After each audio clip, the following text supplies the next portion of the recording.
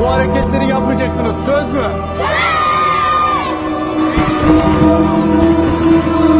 Merhaba, ben Bilge Hanım'mış. Sizlere bazı uyarılarım var. Biraz da üzgünüm. Neden? Çünkü bu hareketleri hala deneyenlerin olduğunu. Arkadaşlar, kesinlikle bu hareketleri deneyin. Özellikle siz çocuklara sesleniyorum.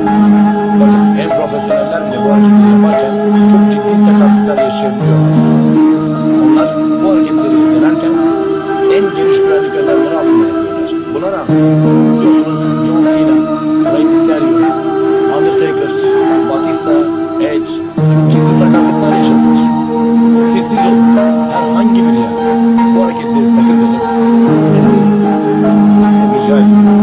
Bu hareketleri sadece anlaştık.